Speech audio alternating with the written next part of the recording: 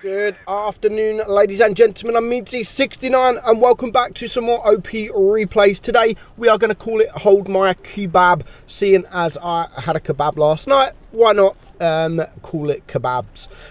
So we have two really good replays for you today. One in the Object 268, which is Liqueur for Life, and one in the Chimera from Mad Lad from the Mystic Clan. So this game, Object 268. Now, we watched an Object 268 game yesterday, I think it was yesterday, doing just over 9,000. I think it was sort of 9,000 damage, just over. And we're going to watch another one here. The Object 268 is such a great tank when put in the right position. It's definitely one of those tanks where you can play it all different. You can play it as sort of protecting your mediums. You can play it as a TD, or you can play it sort of as a second line heavy tank. But I prefer to sort of play this tank just like here, sort of in a TD position, dealing damage, and then sort of get up close and personal a bit later on in the game. Once you sort of once their hit points are started to reduce, then you could play a little bit more aggressive and a little bit more front line, because it does have that speed, it does have that armor profile, and the same with the mediums. It's good to help mediums if you can help the mediums, because the armor on this it does make it very troll and very difficult to for some mediums to be able to penetrate you. So straight up, he is in this TD spot. It's obviously a decent position on Mine's map, pretty much one of the only TD positions on Mine's map, this and the opposite spawn, and he has plenty of shots to be taken. So far, 3.6k damage. The heavies and the TDs are now flanking around from the cap area. Now the people down there didn't manage to hold, but there's still the E4 here. There's still a little bit of backup, even though there is only 5 tanks alive on his team. And now he's just going to focus on this mouse. He's going to go for the blind shot. Did he penetrate that mouse? Now, the mouse, having a blind shot frontally on a mouse is not easy. It's not easy at all. But did he penetrate? He's using this bush as cover, and there's the mouse there. Did he penetrate? I'm not too sure. We'll find out when the damage counter starts to go up. Now, the object, the Type 61 there, he does manage to get a nice shot into him, clearing him to bring his damage up to 3.8. Actually, the banner says 4.2, so he did actually get the blind shot on this mouse, and he's going to go for another shot on that bottom plate. So that puts him on to nearly 5k damage.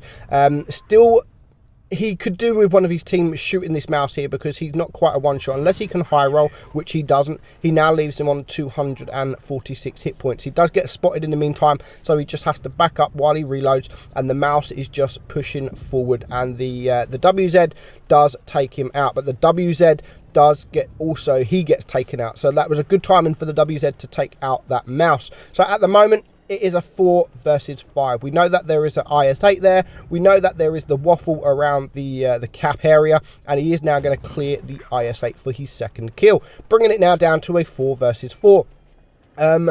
Now, there's 3 TDs left on each team, and a heavy. So there's still some tanks out there that can deal big damage. Even though he is full hit points, he will lose a lot of hit points once he gets shot, or if he gets shot from one of these tank destroyers. A nice shot there on the WZ113 GFT, a tank that I also like. It's very similar to the Object 268, but it's I think the armor profile is actually better on the 113.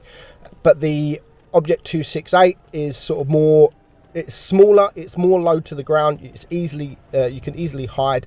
But so many people actually prefer the Object 268 over the WZ. Most people actually call the WZ a fake Object 268, but you know, they're both decent tanks. They're both really, really good tanks. So at the moment, it's now a 3 versus 3. There goes the E75, so it is a 2 versus 3. That E6 up there is a one-shot, so pushing him will probably be the best option. The Death Star on his team has decided to pretty much flank around the map. So he's actually on just over 7,000 damage at the minute. We're missing one tank. We know this tank is, we know one tank is capping. He's going to just use the HE to clear that guy. He does get shot taking him out, but now the Jaegeru has been spotted, so he knows where the Jaegeru is. He's going to ignore the Jaegeru and of course go for the WZ, who is capping.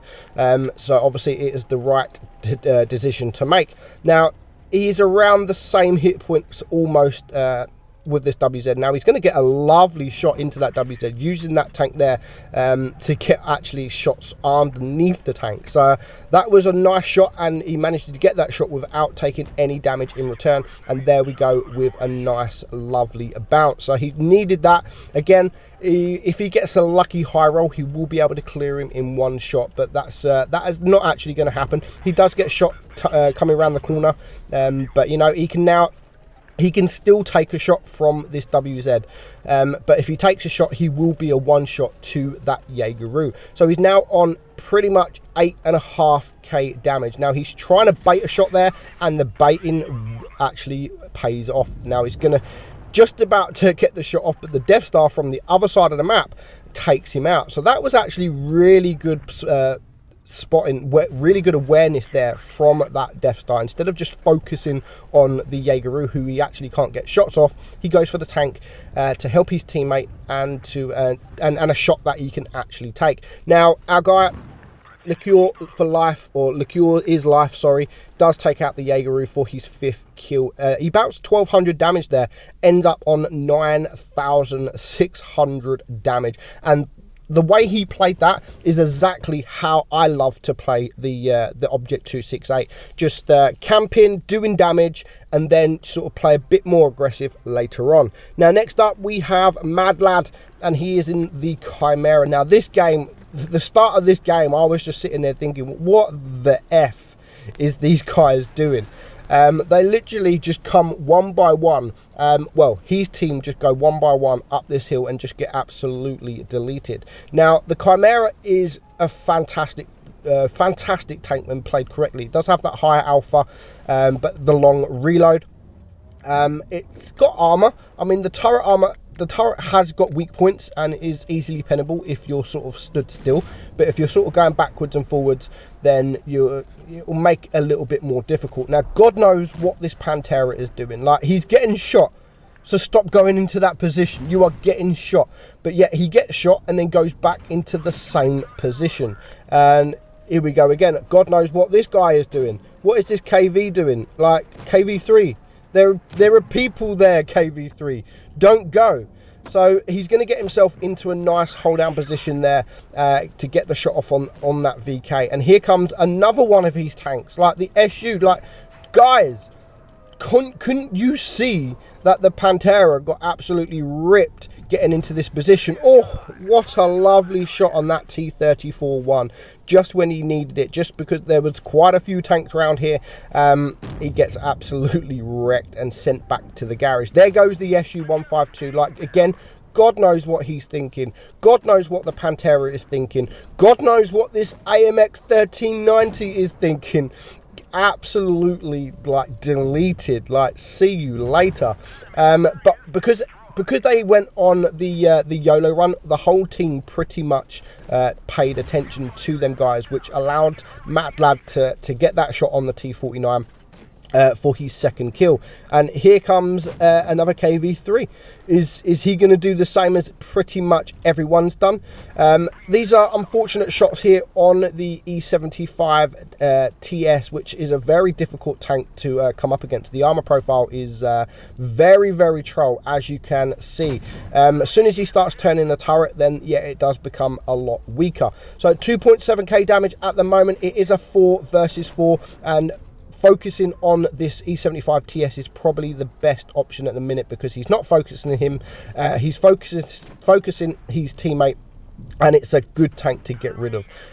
It's got a good rate of fire, pretty much. It's got good armor. So clearing this E75 TS is a great option. Also, clearing the Emil 1 is a good option as well, because that's a fantastic tank. But even though it's a fantastic tank, it doesn't really have DPM. So maybe he should sort of be leaving that at the minute. He's not really in any dangerous position, because as soon as he comes over this hill, the Emil 1 is pretty much I mean, he's useless in the game. He's got no shots out. So he's going to focus the E75 TS with his team. One of his teammates is just about to go down. The E75 TS is a one-shot. Now, this is where he needs to clear this guy. He has to clear him, and that is exactly what he does. But unfortunately, there is still another E75 TS to deal with who is full hit points. It's now a 2 versus 2. Obviously, two great tanks to deal with. Now, he's going to get himself into a great position in a minute. Instead of being at the side of these tanks where he has the Object 252U in front, so he actually makes this decision now where, you know what, he's not going to sit at the side. I mean, he's in a good position, don't get me wrong.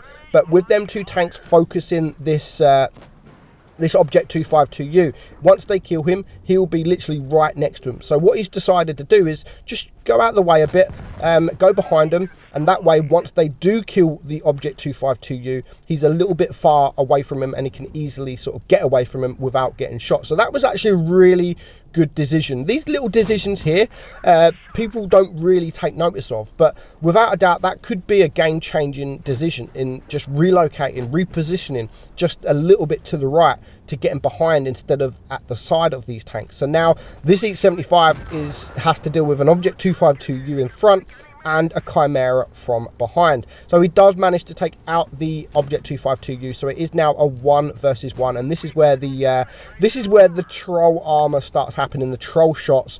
You know, you have a decent battle all game, and then when it comes down to it, when you really need the RNG to work, you start bouncing. But he only bounces the one shot. He does clear him for his 5th kill. So 6,400 damage in a tier 8 tank.